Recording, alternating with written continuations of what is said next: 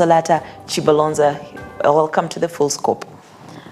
Kicking us off, Environment Cabinet Secretary Aden Duale led the Mazingira Day commemoration at the Nairobi Arboretum, calling on Kenyans to engage in environmental conservation efforts, including cleanup activities to eliminate waste from homes, roads, parks, beaches, and other areas requiring attention. Mazingira Day, observed on the 10th of October, replaces Moi Day, which was renamed Huduma Day and later Utamaduni Day, before being rebranded as Mazingira Day in 2023. The holiday, previously held in honor of former President Daniel Arap Moi, was removed from the list of national holidays in 2010 with the adoption of a new constitution. However, a 2017 High Court ruling reinstated it, and it was later renamed Huduma Day in 2019 and then Utamaduni Day in 2020 to celebrate Kenya's diverse cultural heritage. In November 2023, the government, through Interior CS Kithure Kindiki, officially gazetted the day as Mazingira Day after President William Ruto assented to the Miscellaneous Amendments Bill 2024, aligning the holiday with his administration's environmental conservation efforts. You have seen the floods that took place in our country, where in Nairobi alone we have lost over 42 people. You have seen the landslide. Na hiyo yote ni kwa sababu ya mabadiliko ya hali ya hewa. Na kama nchi, mwaka jana, rais wetu wa nchi Mheshimiwa William Samoei Ruto na serikali na cabinet iliamua kwa kauli moja tarehe 10 kuanzia mwaka huu kwenda mbele, Oktoba itakuwa ni siku ya mazingira. Na leo katika nchi yetu 47 counties, Wakenya wengi wamejitokeza pamoja na sisi tulioko hapa katika Arboretum kupanda miti, kusafisha miji zetu, kusafisha mito za Nairobi. And I really want to urge all our citizens, irrespective of their status, because of climate change, to make sure that we take a deliberate effort to clean our rivers, to get involved in solid waste management, to plant as many trees as possible. Kila mwaka tuna jukumu kama serikali, kama nchi, kama wananchi kupanda 1.5 billion trees. Kwa mwaka huu, we have already planted 481 million. We have grown, not even planting. You know, there's difference between planting and growing. We have grown 481 million trees. Serikali, wananchi, the private sector, and those who are involved in climate and conservation and ecosystem efforts. Our Principal Secretary for Technical and Vocational Education and Training, TVET, Esther Moria, led a tree planting initiative in Trans Nzoia County, reinforcing the government's commitment to environmental conservation. Speaking at the event, she highlighted the proactive role TVET institutions play in supporting the President's ambitious goal of planting 15 billion trees over 5 years. Each TVET institution maintains its own tree nurseries, supplemented by seedlings from the Kenya Forest Service. Every TVET institution has got a tree nursery. So the other seedlings that we get from Carefree, from Forest, from Kefis, they are in addition to the nurseries that we do for ourselves as TVET institutions. So I want to promise the county commissioner that once we are able to get that space, we will be able to fill it up with trees, because as TVET we are determined and we are proactive in supporting His Excellency the President in achieving that target of 15 billion trees. A number of my other institutions across the country, there has been that problem of land grabbing, because people think they can just take public land and make it their own. I remember one time the president himself made a pronouncement that if you are in public land, you might as well leave, because if you don't leave, we will get you to leave.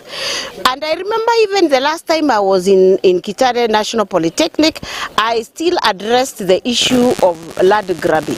And I said, those who are on our land, they had better make it their portion to live, because if they don't leave, we will make them live. So one of the reasons we are here today, both as Ngao and Tibet, is to ensure that those numbers go up.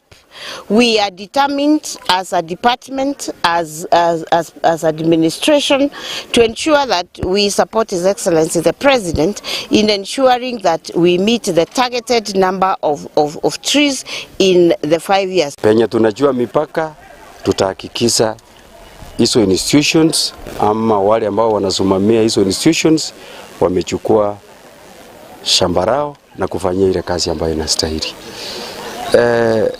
Ukweli ni kwamba tuko na tabia ya kuona mali ya umma kama ni mali ambayo hayana mwenyewe. Lakini kuna serikali ambayo jukumu lake ni kuhakikisha ya kwamba mali ya umma yamelindwa, na moja ya majukumu ambayo tumepewa ni kuhakikisha tumelinda mali ya umma, tumelinda mashamba na sehemu zote ambazo tumestahili kuchunga. So tusaidiane tuhakikisha kwamba tumelinda mali ya umma. Now, Meru Governor Kawira Mwangaza scored a significant legal victory when the High Court extended orders suspending her impeachment. This decision came after Mwangaza filed an urgent application challenging the Senate's move to uphold her removal from office. Justice Bahati Mwamuye issued conservatory orders halting the implementation of the Senate's decision, effectively keeping Mwangaza in office until her case is fully heard.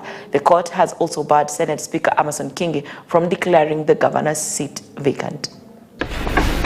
My Lord, the principles that guides a court that sits to consider an application for conservatory orders, such as the one before you, have been established by our courts. Yes. All we need to demonstrate on behalf of the applicant is that she has a prima facie case with a likelihood of success. Yes.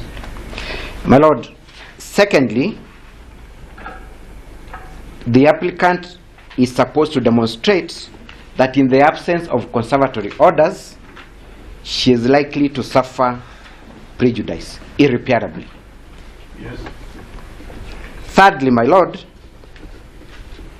is that either the grant or denial of the conservatory orders. Yes. I briefly address the question of what, where, when, why, and who with regard to the impeachment process. I will not focus much on what, where, when, Your Lordship, but I will examine who impeaches, Your Lordship. Yes. Your Lordship, with regard to the subject of the impeachment, it is easy to state that is the governor, Your Lordship. Yes.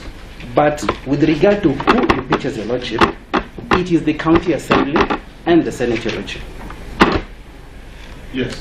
Your Lordship, under Article 177(1), a County Assembly is elected into office by the constituents of that county, Your Lordship. That is the people of Meru County. Let me begin by asserting that it is sound principle in constitutional interpretation that a constitution must be read as a whole. Let me just begin by asserting that as a principle. As medics in Machakos County kick off their strike, the county has warned that it will not pay those who join the industrial action. The head of the County Public Service Board, Albinus Mutisia, says of the 10 departments in the county, only the health sector has been receiving promotions in the past 3 years, and therefore they will not yield to this unfair approach. According to Mutisia, the previous nationwide strike resulted in significant financial losses for the county, as striking medics were paid full salaries amounting to millions for the 50 days they never reported to duty. The government wishes to clarify that the recent national strike by doctors occurred despite our fulfillment of all their demands. It's about the ghost law. Yes, we have been in discussions with them. They had written a strike notice or some demands, and we have met all the demands from the health department, all the demands, except the one we are now discussing. We are discussing with them promotions, and the employer is concerned about promoting one department against the others. We have 10 departments. We have promoted staff in the health department for 3 continuous years, 2021, 2022, 2023. All the 9 other departments have not enjoyed any promotion. Therefore, over about 5,000 workers who are not in the Department of Health have not enjoyed any promotions. Now, Governor Muthomi Njuki of Tharaka Nithi County recently issued a strong caution to hospitals against turning away patients in need of medical attention. He emphasized that no patient should be denied healthcare services due to lack of funds or any other reason. Njuki's directive aims to ensure that health facilities prioritize saving lives and providing essential care, particularly to vulnerable communities. This move comes amidst concerns over reports that some hospitals were allegedly refusing to treat patients unless payment was done. Si mnajua kwamba zamani tulikuwa na bima ya afya ambayo mlikuwa mnaita NHIF. Watu wetu wa Tharaka, si mnajua hivyo? NHIF card ndio ulikuwa unatumia, unaenda hospitali, unatibiwa bila malipo, unaenda nyumbani. Lakini ilikuwa inabidi wewe mwenyewe mpaka kwanza ulipie hiyo bima. Tulikuwa tunalipa shilingi 500 kwa mwezi kwa familia. Kwa mwaka mzima tulikuwa tunalipa shilingi 6,000 kwa mwaka mzima kwa familia yako, ya watoto, ya mama na baba na watoto 2 ama 3 ama watoto 6. Si mnakumbuka hivyo? Sasa tuligundua tukiwa serikali kwamba hiyo bima haikuwa inafikia watu wengi Kenya. Ilikuwa inafikia watu kidogo ambao walikuwa hata wakuwa wanafika 25%. Wakenya wengi, over 75%, hawakuwa na bima, na kwa sababu ya hiyo Kenya kulikuwa na shida kubwa, ama saa hii bado iko, ambayo kukiwa na ugonjwa tunauza rasilimali zetu, saa nyingine tunauza ng'ombe ama mbuzi ndio tupeleke watoto ama kina mama na familia yetu hospitali. Serikali yetu ya Kenya Kwanza imekuja na bima mpya ambaye iko na bima 3 katika moja. Zamani ilikuwa NHIF peke yake. Sasa ziko ngapi? Ziko ngapi? 3. Zote ziko katika umbrella inaitwa Social Health Authority. Hiyo Social Health Authority iko na bima ya kwanza ambaye inaitwa Social Health Insurance Fund. Hiyo ndio ya chini kabisa. Hiyo Social Health Insurance Fund, hakuna Mkenya analipa shilingi hata moja, kwa sababu hiyo inalipwa na serikali. Na pesa ya kulipa ya serikali inatoka wapi? Mkenya yote ambaye anafanya kazi analipishwa 2.75% ya salary yao. Kama uko na mshahara kubwa kama ya governor, ukilipa 2.75%, yule mtu mdogo ambaye kuna salary kidogo analipa 2.75%, pesa inapatikana ya kulipia wale hawana pesa. Hiyo bima ndio waende hospitali bure. Now, local leaders from Kitui have intensified efforts to address the ongoing tribal clashes at the border between Kitui and Tana River counties. In a security meeting chaired by Mutha Ward MCA Dominic Mwamisi, he urged the hostile locals to remain calm as the government seeks a permanent solution to end the clashes within the area. Mwamisi called on the government to take swift action and restore security in Mutha Ward, which has been significantly affected by violence.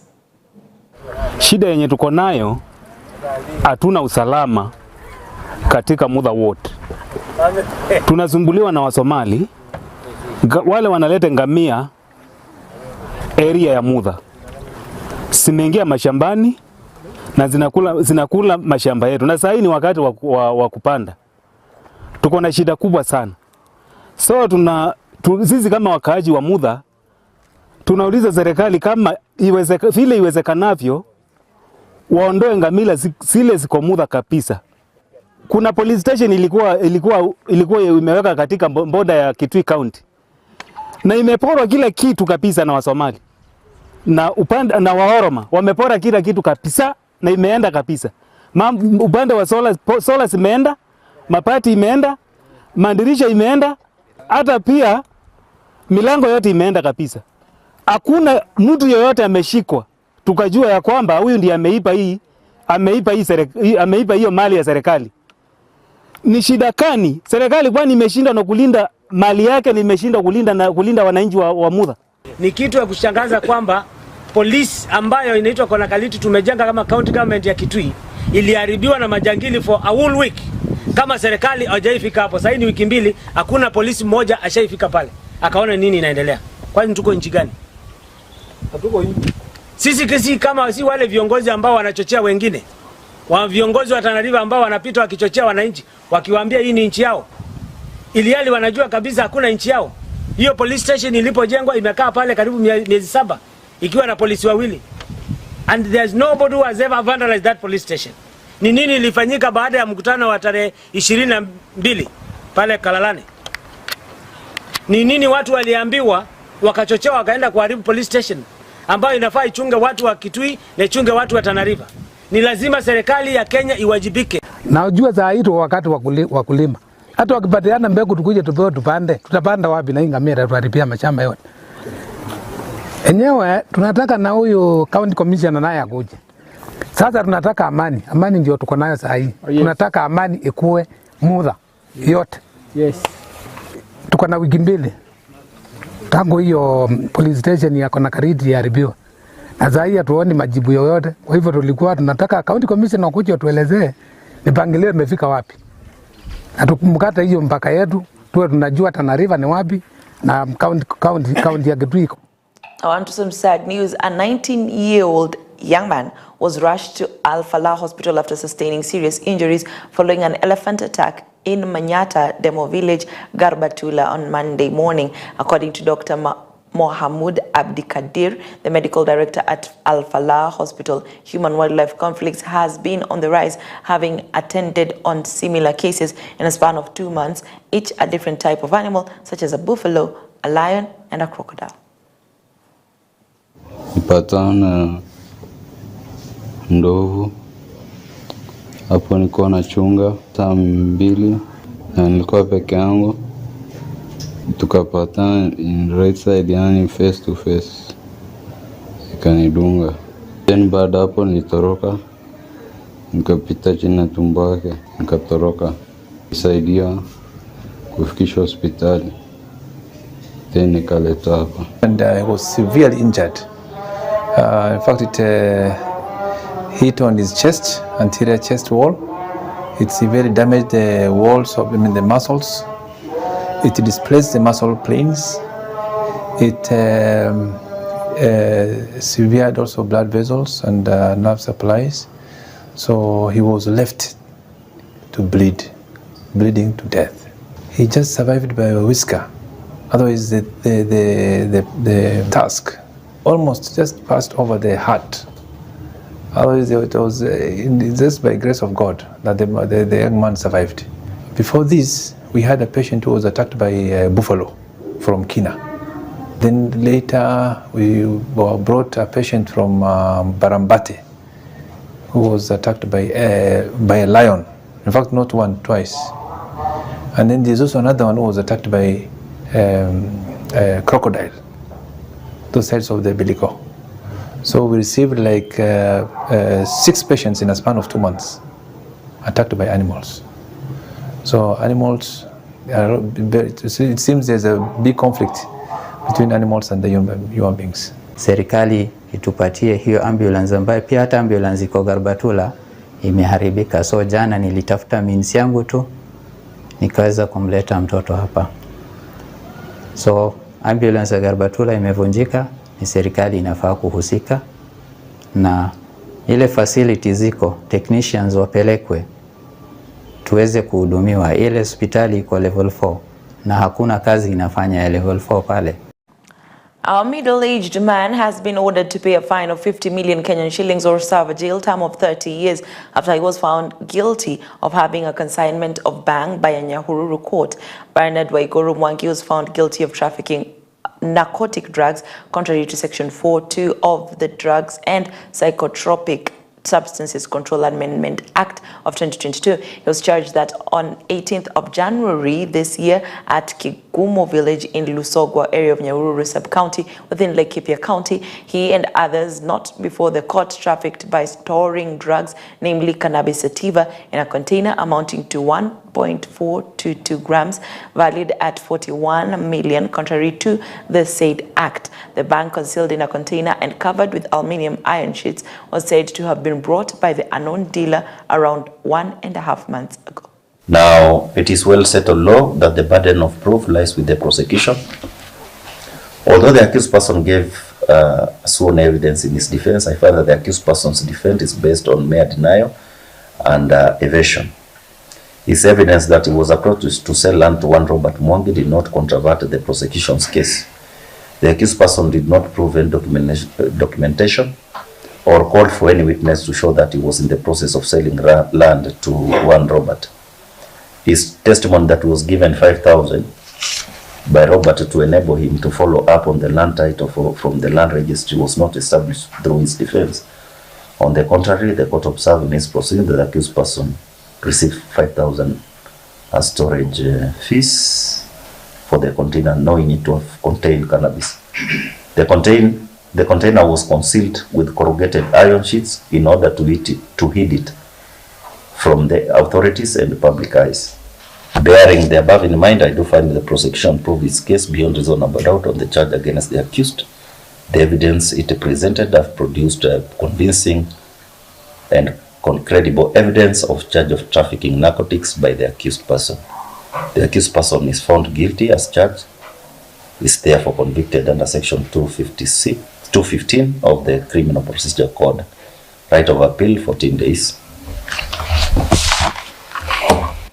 So I have considered the provisions of Section 4(2) of the Act, that is the Narcotic Drugs and Psychotropic Substances Control Amendment Act of 2022,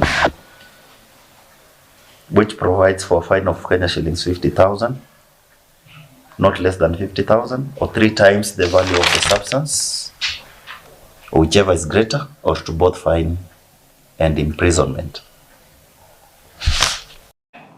Back to politics. Orange Democratic Movement members have reaffirmed their commitment to retaining the party's identity despite recent developments with the formation of a broad-based government. Speaking on behalf of the party leaders, party leaders emphasized that ODM will remain focused on promoting social justice and democracy in Kenya. They expressed confidence that the party, known for its discipline and strong organization, will continue to be a force in the region. Additionally, the party pointed to a recent audit by the Registrar of Political Parties, which highlighted ODM as the only party fully compliant with the Political Parties Act. That this party will retain its identity, even in light of recent developments with the formation of the broad-based government. That tells me that the young people in this party know who they are, they know themselves, and they know their party. And therefore, Mr. President, I want to congratulate you for continuing with the good work of ensuring that you fly the flag of ODM as high as possible. 2 things which have come up which I like, that we are going to keep our identity. we are going to keep our vision, and we are going to remain the best organized party, not only in the Republic of Kenya, but in the region. With that vision, with that organization, and with the discipline that our members have, I think the sky is not the limit. The sky is just a target, but we aim beyond the sky. And I know we are going to succeed. That we are a party with an identity, and our identity is to promote social justice and democracy in this country. We are not going to seize that space. We will continue doing that, even though some of our members are in the broad-based government. We will pursue that path for the benefit of all the Kenyans. The ODM is the only party in this country. I know I'm making a controversial statement, but you know that recently the Registrar of Political Party came out with an audit report and said the only party that is compliant to the Political Parties Act is the Orange Democratic Party. So the Registrar of Political Parties, we want you to go further and say that the only party that people should join in this country should be a party that is compliant, and that party is the Orange Democratic.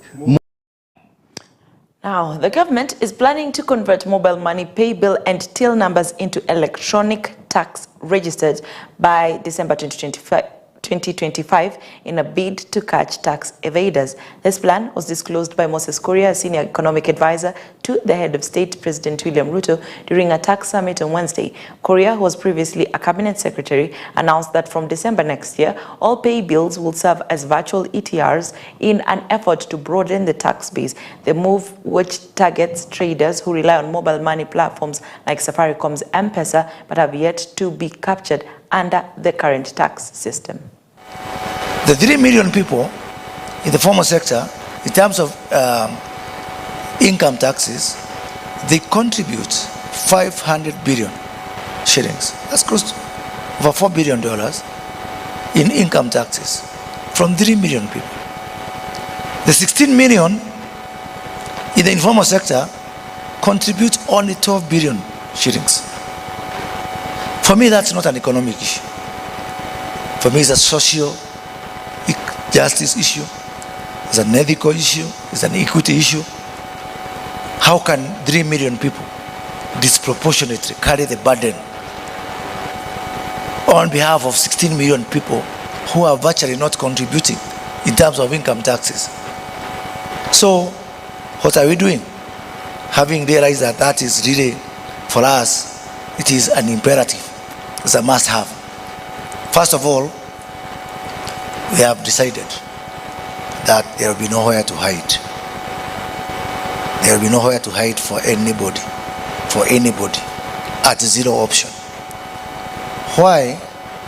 First of all, we have already a huge advantage.